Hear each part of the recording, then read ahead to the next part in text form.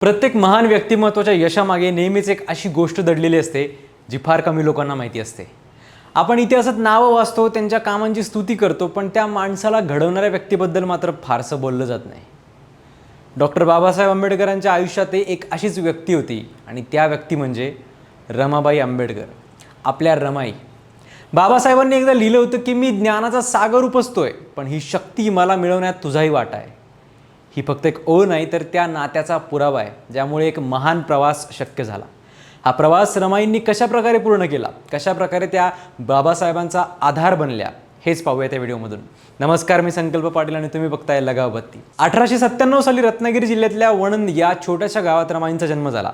पण जन्मापासूनच आयुष्याने त्यांना सुख नाही तर संघर्ष दिला.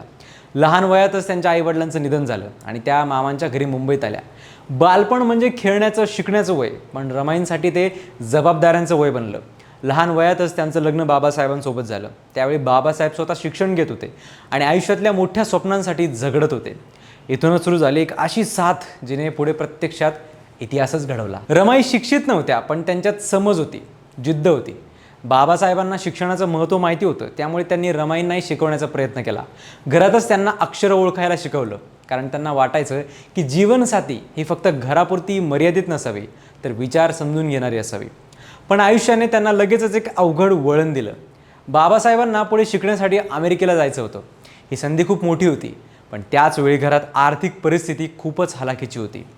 कुटुंबाची जबाबदारी, आर्थिक ताण आणि अशा वेळी निर्णय घ्यायचा होता. इथे रमाई पुढे आल्या. त्यांनी एकही प्रश्न न विचारता सगळं ओझं स्वतःच्या खांद्यावर घेतलं आणि बाबासाहेबांना सांगितलं, तुम्ही फक्त शिका, तुमचं स्वप्न पूर्ण करा, घराची काळजी अजिबात करू नका, मी आहे.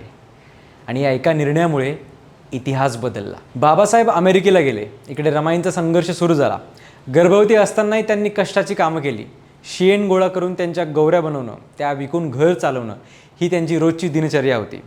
विचार करून बघा, एकीकडे नवरा परदेशात शिक्षण घेतोय आणि दुसरीकडे बायको अतिशय अवघड परिस्थितीत घर सांभाळते, पण तरीही ती कधी तक्रार करत नाही. या काळात रमाईंच्या आयुष्यात दुःखाचा डोंगर कोसळला. त्यांचा मुलगा आजारी पडला, पण त्यांच्याकडे त्याच्या उपचारासाठीही पैसे नव्हते. शेवटी तो मुलगा हे जग सोडून गेला. एका आईसाठी यापेक्षा मोठं दुःख काय असू शकतं? पण रमाईंनी ही गोष्ट बाबासाहेबांना लगेच सांगितली नाही, जेणेकरून त्यांचा अभ्यास डिस्टर्ब होऊ नये. ही गोष्ट ऐकली की एकच प्रश्न पडतो की माणूस एवढा त्याग कसा करू शकतो? पुढच्या काळातही त्यांचं आयुष्य सोपं नव्हतंच. त्यांच्या 5 मुलांपैकी 4 मुलांचं निधन झालं. प्रत्येक वेळी त्यांनी एक आई म्हणून दुःख सहन केलं, पण त्याच वेळी त्यांनी स्वतःला सावरलं, कारण त्यांना माहिती होतं की बाबासाहेबांचा प्रवास अजून बाकी आहे. बाबासाहेब कधी कधी निराश व्हायचे, खचायचे, पण त्यांना पुन्हा उभं करण्याचं काम रमाई करत होत्या. एकदा तर बाबासाहेब सगळंच सोडून देण्याच्या विचारात होते, पण रमाईंच्या शब्दांनी त्यांना पुन्हा कर्तव्याची जाणीव करून दिली. रमाई आणि बाबासाहेब यांचं नातं खूप वेगळं होतं.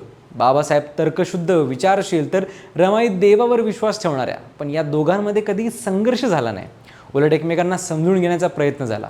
रमाईंना पंढरपूरला जायचं होतं, पण जातीय भेदभावामुळे बाबासाहेबांनी त्यांना समजावलं आणि रमाईंनी त्यांचं म्हणणं स्वीकारलं, कारण त्यांना कळलं होतं की बाबासाहेबांचा लढा फक्त स्वतःसाठी नाही आहे, तर संपूर्ण समाजासाठी आहे. रमाईंचं आयुष्य म्हणजे एक शांत त्याग होता. त्यांनी कधीही स्वतःसाठी काही मागितलं नाही. त्यांनी स्वतःच्या इच्छा, स्वप्न अगदी सगळं बाजूला ठेवलं. त्यांचं एकच ध्येय होतं की बाबासाहेबांनी त्यांचं स्वप्न पूर्ण करावं.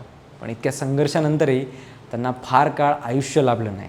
सततच्या कष्टांमुळे त्यांची तब्येत खालवत गेली आणि 27 मे 1935 रोजी त्यांनी या जगाचा निरोप घेतला. रमाईंच्या जाण्यानंतर बाबासाहेब पूर्णपणे खचले. त्यांनी अनेक दिवस स्वतःला जगापासून दूर ठेवलं. त्यांच्या आयुष्यातली एक मोठी ताकद हरवली होती. पुढे त्यांनी थॉट्स ऑफ पाकिस्तान या पुस्तकात रमाईंना अर्पण करत लिहिलं की जिने दारिद्र्य आणि विवंचना मनोधैर्याने सहन केली, त्या रामबद्दल कृतज्ञता व्यक्त करण्यासाठी हा ग्रंथ अर्पण करतो.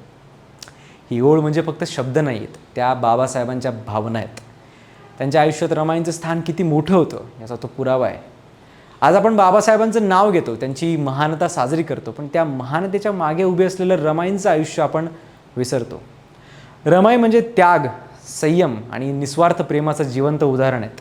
त्यांनी स्वतः कधीही प्रकाश झोतात येण्याचा प्रयत्न केला नाही, पण त्यांनी एक असा माणूस घडवला ज्याने करोडो लोकांचं आयुष्य बदललं.